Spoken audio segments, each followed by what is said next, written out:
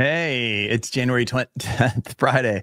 Holy cap, we've done an entire week 1 week. of 5 shows. Packaging Today show. All right, guys, we've got 10 minutes to get through this. What we're going to talk about today is coffee packaging. We've got two examples of coffee packaging. One's paperboard, one is plastic, and we'll see which is best. We're going to put them side by side. Let's get started.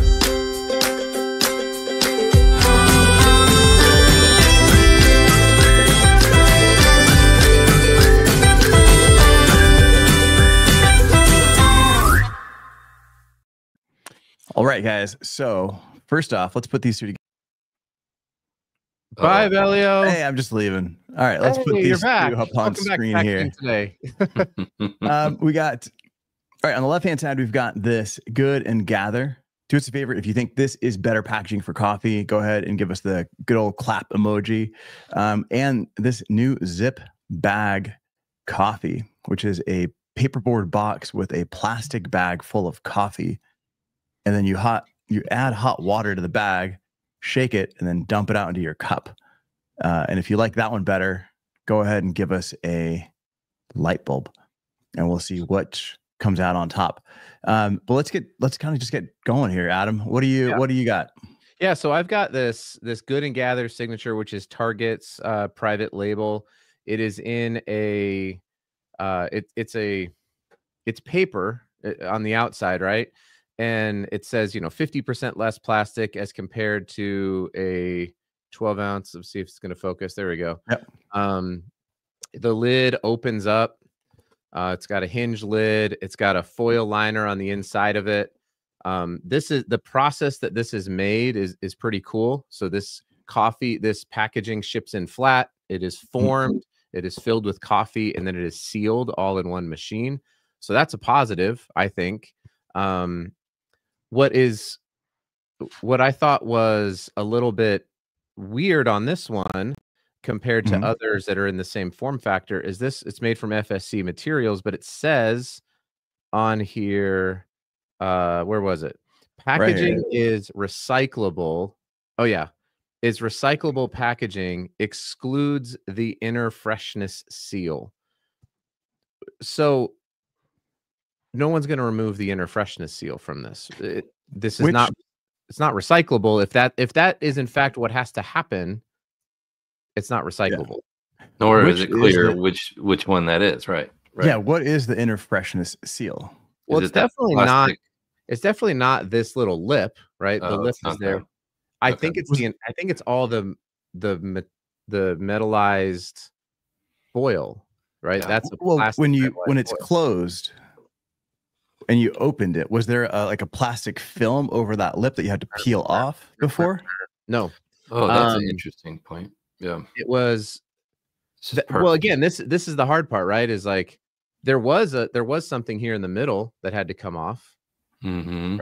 So was that 20% of the weight of the package? So again, it does say on here, remove inner seal and dispose of in trash. Oh. So that could be what they're talking about, but you still have, yeah. But then you still have an inner liner, right? Otherwise, the big thing with coffee is you've got to have opportunity for the coffee to breathe, but not bring in oxygen, as that just oxidizes it and kills the flavor. Yeah, it's confusing to me because I don't know what the if it is just the thing that I peeled off and threw away, that makes sense. That's not recyclable at all. And if that means that the rest of this is recyclable, then that's great. Yeah. That's amazing, right? If it is recyclable in a curbside paper recycling, I bet that's the case. I bet that's what they were pining for. The metallic coating is so thin that it's not a large enough percentage to affect the recyclability of the material. Right. You think?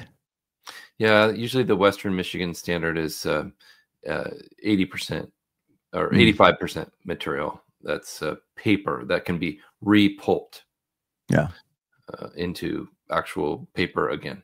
But I think it was confusing because it says 50% less plastic as compared to a previous 12-ounce bag.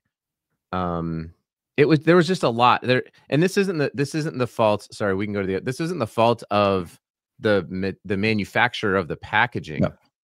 This is a decision that was made. The graphic decision was made by Target in this case, by their private label people. So it is confusing. It was confusing to me what to do. I will say though, on a positive note, I have reused this now because we reuse this and you keep your socks in there. Packaging in there. No, I'm packaging. We dump coffee. You can fit a lot of socks. Not this coffee. Yeah. We dump other coffee in here because I like the usability of the packaging, neat. And I like how it's on the shelf. So positive negatives to that one. So Chris is asking if the inner seal squeezes out as much air as possible before sealing, and if that was the purpose. Maybe. Yeah, and I wonder what that film is like. Does that have an escape valve for the air? Like, it's just. I'll do some more reconnaissance because the coffee's really good. This shout out. Well, yeah, because you filled it up with different coffee. No, right? The actual coffee. This one was good. Stock coffee. Stock coffee. Camping, the best. So let's talk about camping though, because this thing is interesting. This thing. Yeah, so I shared this yesterday. Actually, I shared it like 2 hours ago. It's from Colombia, just like you. No, it's not. It's no, we're not taking credit for that.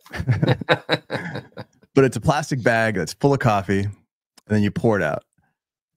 A few people brought up, is this actually like coffee in a filter, or is this coffee just instant coffee? Right. Because if it's instant coffee. Yeah. Why don't you just pour the grounds in your cup and then put the hot water in your cup? It just doesn't make sense. Yeah. It does not make sense. Well, let me play devil's advocate here. Yeah. It makes sense if like we did talk about like camping, right? We talked about sock coffee. So if you're going to be going out, which is gross, by the way, I've had it. It's nasty. Don't try it. But if you're going to be going out camping and you just want to pack something that's already ready to go, right? It's easy to boil water as compared to this thing, which is big and bulky. So you can just grab that and then use it. And I'm guessing that you can refill it. If that's a single use, it's the worst. But if you can keep putting grounds of coffee in there, fill it up with hot water, then it brews and then it filters out the grounds as you pour it into your coffee.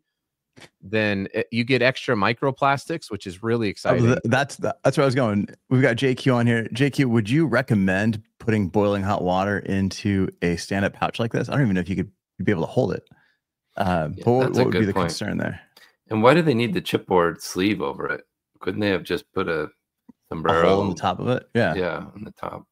What do you call that die cut hole at the top of that box? Sombrero cut. Yeah. Did we win? Yeah. Did we win the game show? Yeah, we did. We won the game show. Good job. Pack it up. Pack it up. Sombrero cut. That's it. I'm out. See you later.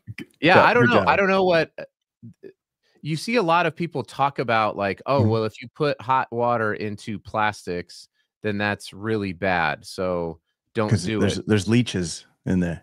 Yeah, don't reheat your stuff in plastic, stuff like that. Yeah. Yeah, but does it? Like we are enamored with the possibility that something can happen, and then we make possibility into certainty, and I think that's really dangerous in general as a society. So it's like, is it possible that you're consuming plastic in your coffee? Yeah, I'm sure it's possible. Yeah. But does it actually happen? It's a totally different question. But it's no different than like a Keurig. Yeah.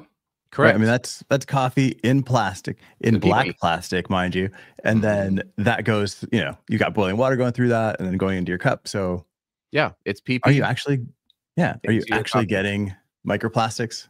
Well, it's like the old styrofoam cups. They did a study where they weighed one before you used it, and then they weighed one after somebody drank coffee out of it, and it weighed less.